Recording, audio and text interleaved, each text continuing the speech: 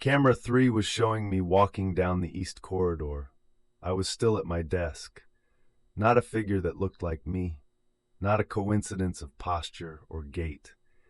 The timestamp on camera 3 read 2:18:44, and I could see myself, my jacket, my flashlight at hip level on the left side the way I always carry it, the slight forward tilt I walk with when I'm doing a quiet sweep, moving down the east corridor of Building B at a measured pace. My desk clock read 2:44. I was seated, my hands were on the desk, my coffee was in front of me. I watched my own figure walk through camera 3's field of view. Then I checked my patrol log. I walked that corridor at 2:20:14, as logged. 90 seconds after camera 3 showed me there.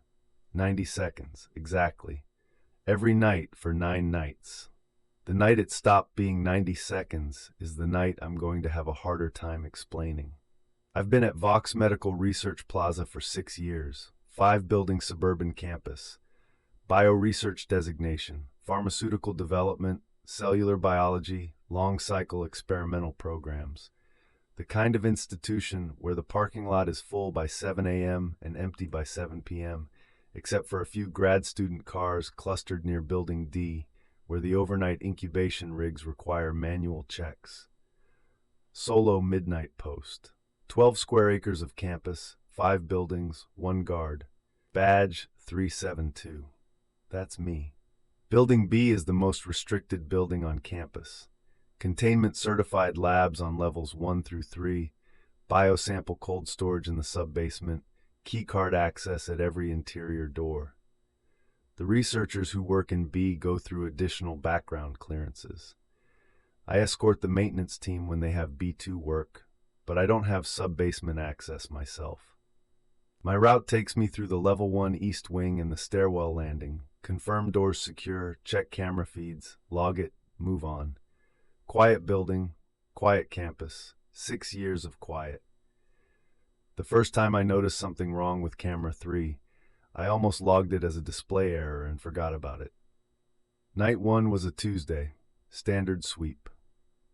I was back at the control room desk at 2:15 a.m., doing the mid-shift camera check and logging the 2 a.m. corridor confirms.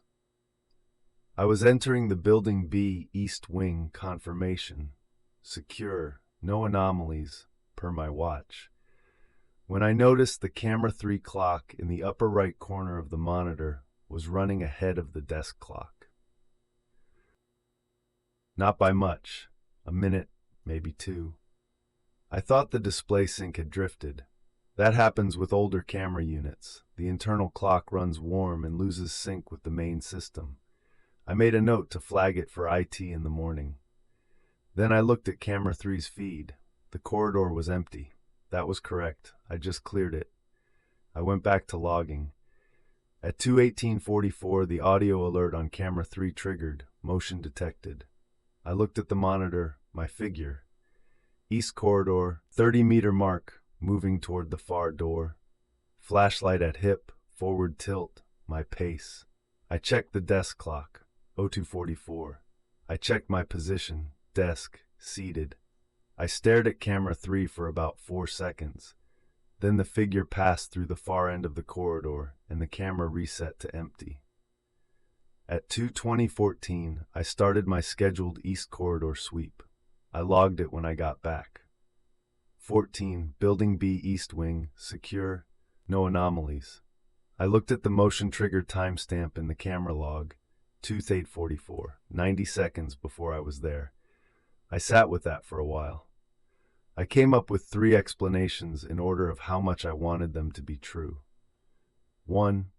The camera's internal clock was 90 seconds fast, and the figure I saw at 2:44 was actually me at 2:20:14. 2. Someone else was on campus with a similar build and jacket. 3. Something I didn't have a category for. I ran a check on every external access log for the campus that night. 0 unauthorized entries. The only badge active after midnight was 0372. I went with explanation 1 and logged the camera clock drift for IT. Night 2 was when I stopped going with explanation 1. I set up a test. I put a water bottle on the left corner of my desk at 2:15 a.m. A specific water bottle, green cap, half full, distinctive enough to recognize on a camera monitor. I watched camera 3. At 7:30, camera 3 showed me, badge 0372 me, jacket and flashlight, picking up a water bottle from my desk and standing up. My desk clock read 2:17:30. The water bottle was on the desk in front of me. I was seated. My hands were in my lap.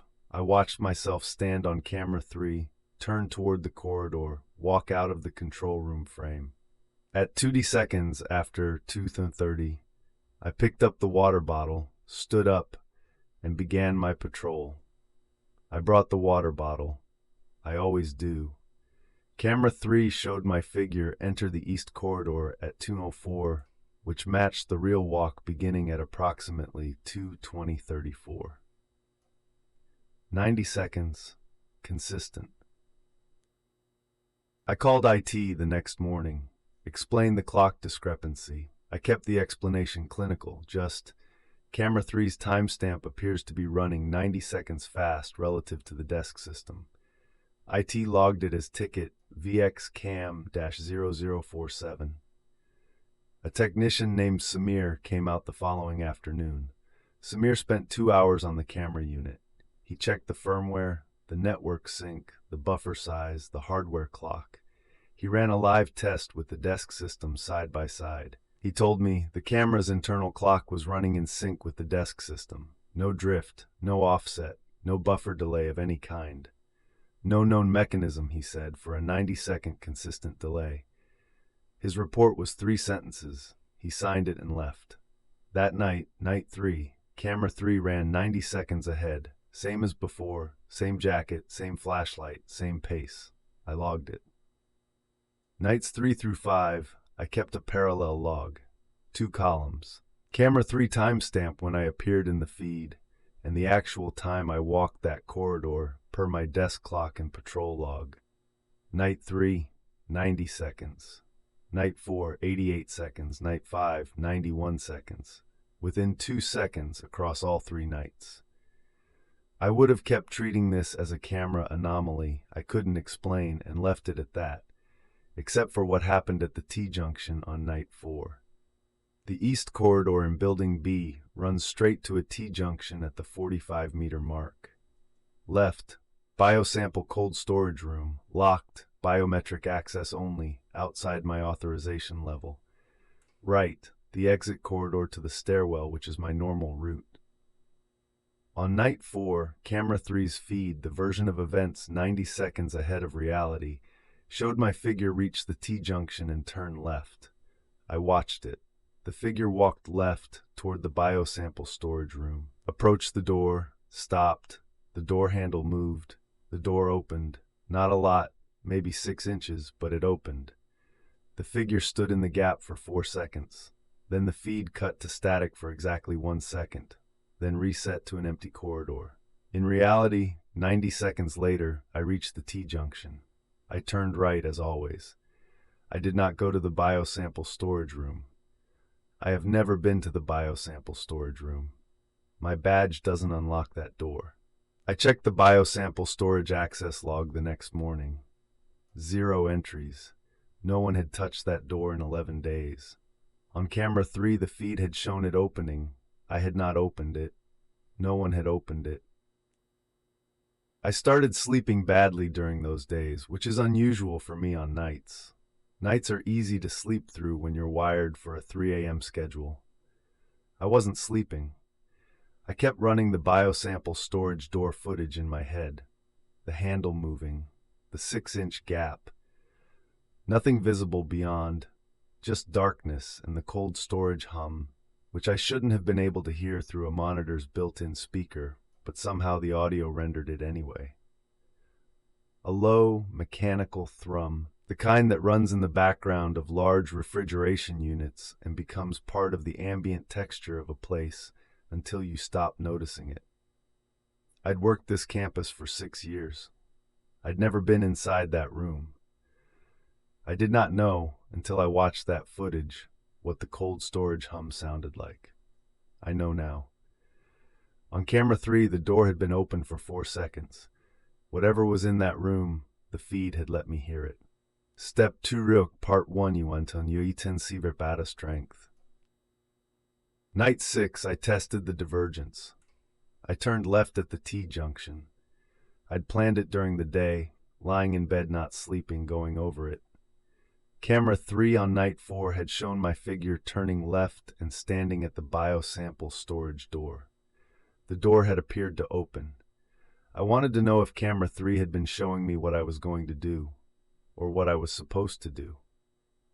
I turned left, walked the 12 meters to the biosample storage door, stood in front of it. The door did not open. My badge lit the reader red, access denied. I stood there for the same 4 seconds I'd counted on the feed. Then I walked back to the T-junction and turned right. I checked camera 3 on my return. Night 6's camera 3 feed, the 90-second ahead version, had not shown me doing this. It had shown me walking the normal route, turning right. So on night 4, camera 3 had shown me doing something I didn't do that night. I had done it on night 6, but camera 3 on night 6 didn't show me doing it on night 6. It showed me doing the normal thing, which meant night 4's feed was showing night 6. Not 90 seconds ahead, 2 nights ahead.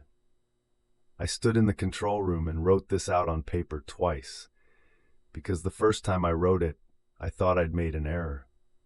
The second time it said the same thing. Camera 3 wasn't showing me 90 seconds into the future. It was showing me something further ahead, and whatever it was showing me was getting closer to the present. Night 1, the gap was large enough that I hadn't connected the footage to myself. Night 4, the gap had narrowed to 2 nights, and it was still narrowing. I logged that. Then I stared at the desk for a while.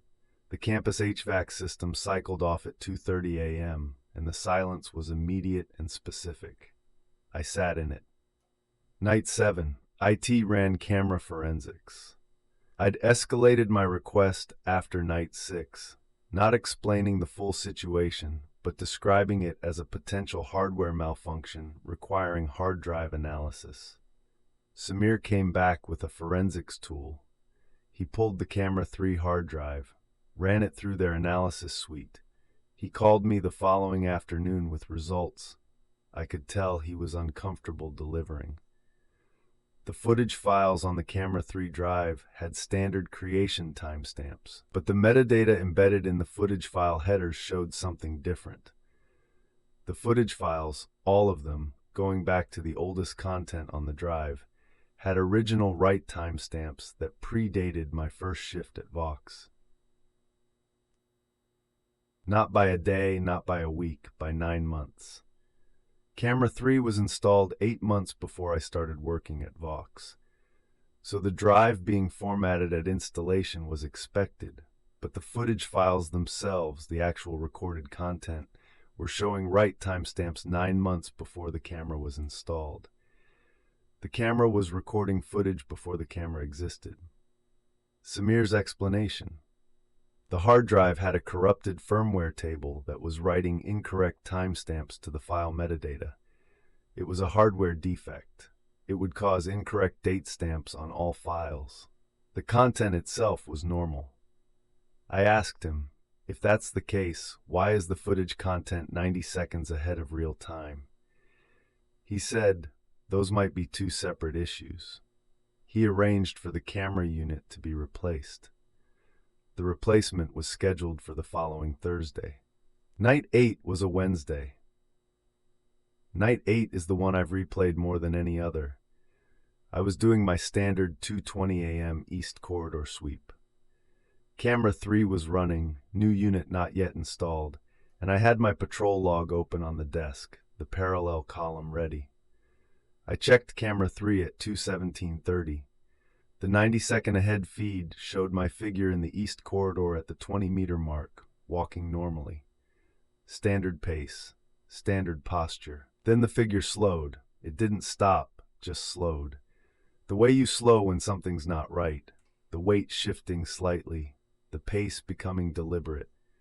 At the 30-meter mark, the figure stopped. I watched. The figure's left hand went to the wall, not grabbing, just touching, stabilizing. The right hand dropped the flashlight. The flashlight hit the corridor floor, and the beam swung sideways.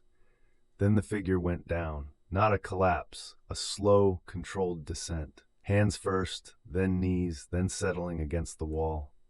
Head dropping forward. On the feed, the timestamp read 2:31. I looked at my desk clock. 29:30, 90 seconds before 31. My radio was in my left hand. My right hand picked up my pen. I wrote in the parallel log, camera 3, 30 down, figure down, 30-meter mark, east corridor. Drop flashlight. Then I started walking. I reached the 30-meter mark of the east corridor at 2:35. I was not going to go down. I had no reason to go down. I was not dizzy, not ill, nothing. My radio cut out. The handset went completely silent. No static, no carrier, nothing. I've carried a radio on this campus for 6 years, and it has never cut out in a dead zone at the 30-meter mark.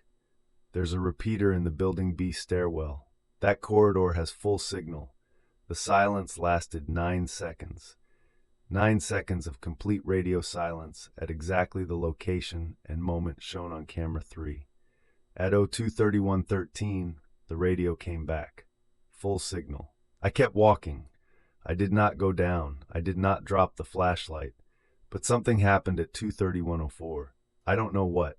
I just know that the camera showed a figure who went down, and I was the figure, and something happened at that second, even though I didn't fall. I logged it. No 4, radio loss, duration 9 seconds, cause undetermined, Building B, East Corridor, 30-meter mark. Then I logged. Camera 3 had predicted a figure down at this location. Figure did not go down. Radio loss may be the actual event camera 3 was showing. I looked at that for a while. Then I crossed out the last sentence. Then I wrote it again. Night 8's camera replacement got moved to the following Tuesday. Night 9 was a Thursday. I set up the parallel log as usual. 2:15 a.m., camera 3 visible on the desk monitor. I had my pen ready, both hands on the desk. Camera 3 showed my figure at the East Corridor entrance at 2:44, walking at normal pace, normal posture. I tracked it in the log. Figure enters East Corridor. My hands on the desk, my figure on camera 3. The figure walked to the 30-meter mark. Then it slowed, stopped, it turned. Not a glance, a full turn. Deliberate. Facing the camera directly. I looked at the camera location. Camera 3 is mounted at the far end of the East Corridor, facing inward. To face camera 3, you'd have to turn 180 degrees and look back the way you came. The figure faced the camera. It raised its right arm, extended the index finger, pointed directly at the lens, held that point for 3 seconds. The camera 3 audio feed, which had been running normally all night, went silent. In the silence, the figure's head tilted slightly, chin down, and the mouth moved. I could not hear it. The audio was out, but I could see the mouth moving on the monitor. 4 or 5 movements. Something short, something specific. The arm dropped. The figure turned, continued walking. The camera 3 audio came back. My desk clock read 2:20:14 when I logged it. At 2:20:14, I got up and walked the East Corridor. I walked at normal pace. I did not stop at the 30-meter mark. I did not turn. I did not raise my arm. I walked through, confirmed secure, returned to desk. I sat down and looked at the camera 3 monitor. Empty corridor. My hands on the desk. I had just done the exact same patrol I'd done every night for 6 years. The figure on camera 3 had not. Step 3 Nashlooks, Part 2 and E1 tongue. I don't do a lot of lip reading, almost none. I can catch simple words. Stop, go, no, yes, from someone speaking clearly in good light. The figure on camera 3 was on a surveillance monitor, compressed at the far end of a corridor, backlit by emergency fluorescence. I spent 2 days watching the clip. I got something, be something. That was it. I needed help. A social worker named Renata works with a nonverbal communication program for the regional school district. I know her because her sister is an overnight researcher at Vaux, and we've overlapped at the campus entrance a few times during the morning shift changeover. I had her number in my phone. I sent her the clip with a note. Sorry for the odd request. Can you tell me what this person is mouthing? Camera quality isn't great. I didn't explain anything else. She responded 3 days later. She said, "This is pretty clear, actually. 4 words. Don't go to B2. He repeats it twice. You can see the second pass if you slow it to 50%. B2 would be the letter B and the number 2. Or it might be B2 or B2, but the emphasis is on the 2. I read that 3 times. B2 is the sub-basement level of Building B. It is a decommissioned cold lab, cryopreservation equipment, some legacy stored samples from a program that was discontinued in 2019, otherwise sealed. I have never been to B2. It is not on my patrol route. I have never had a reason to go there. My badge authorization does not include sub-basement access in Building B. I called facilities that afternoon. I asked who held the B2 key and access authorization. The facilities coordinator checked and said it was managed through the research director's office, but the physical deadbolt key was kept in the facility's lockbox, and the electronic access was controlled through the badge system admin. I asked her to pull the B2 access log. She called me back 4 hours later. She said, "This is strange." I said, "Tell me." She said the B2 access log showed one entry, badge 372. Access granted. Timestamp 6 weeks from today. The entry had been written into the log system with a future date. Emergency evacuation protocol was listed as the access reason. I have not been to B2. I have not been to B2 yet. There are a few things I've been turning over since night 9. The first is what camera 3 was showing me wasn't random footage. It wasn't a hardware artifact or a timestamp corruption or anything with a clean mechanical explanation. It was building towards something. The 90-second offset narrowing to 2 nights to 1 night. The divergence at the T-junction teaching me that a different action was possible. The collapse that wasn't, showing me that something happens at the 30-meter mark at 2:31 a.m. And finally, the figure turning around and telling me, in the only way available, not to do something specific. Not, "Don't go to Building B." Not a generic warning, "Don't go to B2." The second thing I've been turning over is, that figure is me. I know that sounds straightforward. Of course it's me. It's a camera feed showing my corridor, my jacket, my gait. But on night 9, I walked that corridor and did not do what the figure did. I did not turn. I did not point. I did not mouth anything at the camera. So who was the figure? The figure wore my jacket. The figure had my walk. But the figure did something I did not do. A deliberate action I made no decision to take. Either the camera was showing me footage of myself doing something I will do in the future, a future where I do turn and point and warn, or the camera was showing me something else wearing my appearance. I don't know which is more unsettling. The third thing I've been turning over is the B2 access log entry, emergency evacuation protocol, badge 0372, 6 weeks from today. Facilities has no record of any scheduled emergency drill. The research director's office has no scheduled access for B2. The entry appeared in the log system with no corresponding authorization request, no prior record, no originating work order. 6 weeks from today, according to a log entry that shouldn't exist, I'm going to access B2 under an emergency evacuation protocol. The figure on camera 3 told me not to go. I requested a transfer last week, not a resignation. I still need the work, but I put in a formal request to be moved to a different site in the Covington rotation. There are 4 other Covington accounts in this county. Any of them would do. My manager, a man named Torrance who runs the regional operations desk, asked me why. I told him the campus was getting to me. 6 years is a long time for a solo post. I needed a change of scenery. He said he'd look into it. He hasn't gotten back to me yet. In the meantime, I am still at Vaux on the midnight shift. The camera 3 unit was replaced on a Tuesday, as scheduled. New unit, new drive, clean installation.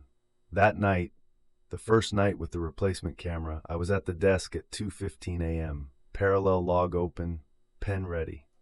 22:18:44. Camera 3 motion alert. I looked at the monitor.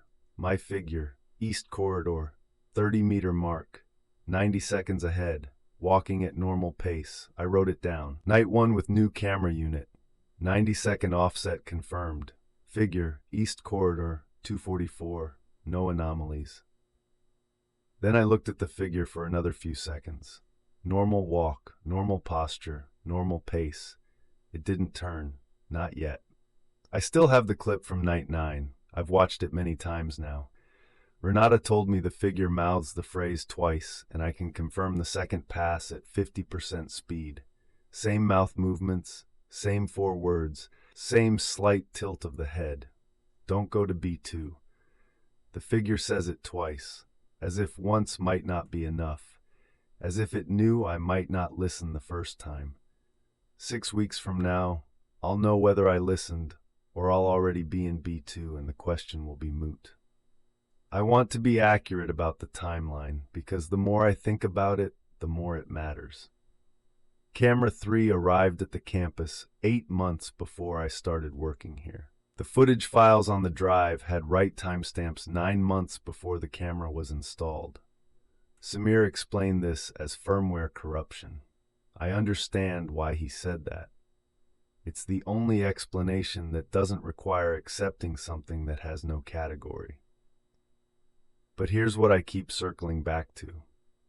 If the footage files were written to the drive 9 months before the camera was installed, they were written before the building existed in its current form.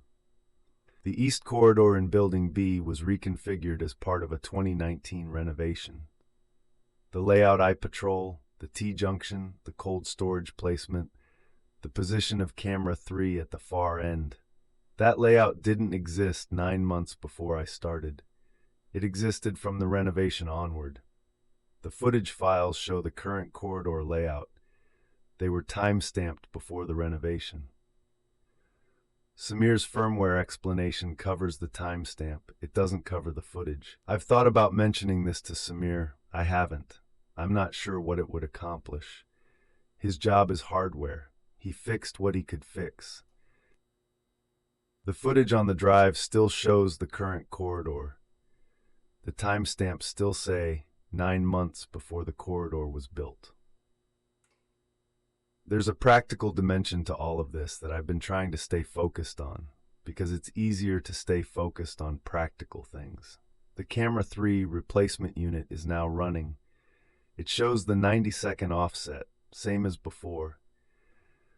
The replacement hasn't changed anything functionally. Whatever is generating the offset wasn't in the unit. It was in the corridor, or in the signal path, or somewhere I don't have a framework for locating. The B2 access log entry with my badge and the future date is still in the system. Facilities tried to delete it and discovered that the log system won't allow deletion of entries with future timestamps. It's a data integrity lockout, designed to prevent log manipulation, which under normal circumstances would never generate a future entry because you can't log something that hasn't happened. The system is designed to prevent log manipulation. It flagged a future entry as protected data. The facilities coordinator escalated it to IT governance. IT governance has been sitting on it for 2 weeks. Their initial response was that the timestamp was likely a database error and they'd investigate. I haven't heard back. 2 weeks, no response, 6 weeks from now in the calendar. The math on that is not comfortable. I've thought a lot about what I would do if I were the figure on camera 3. If in 6 weeks something happens in B2 that I'm therefore under an emergency evacuation protocol, and if there's a version of me somewhere in the space between what camera 3 shows and what actually happens, and if that version had one way to communicate backward to the me sitting at the desk at 2:20 a.m. on night 9, a turn, a point, 4 words, that would be enough. That would be exactly enough if you knew the person watching would recognize the posture, recognize the gait, recognize that this is not normal behavior, and pay attention. That would be enough if you needed to say one thing clearly and had no other way to say it. Don't go to B2. I've been thinking about that for 3 days. I'm still thinking about it, and I'm still on shift at Vaux every night, and the new camera 3 is still running 90 seconds ahead, and whatever it's going to show me next, I'll see it before it happens. That's the part I can't decide whether to be grateful for. He was mouthing something. It took me 3 days to understand what it was. I understood it. I just don't know yet if I'm going to do what it said.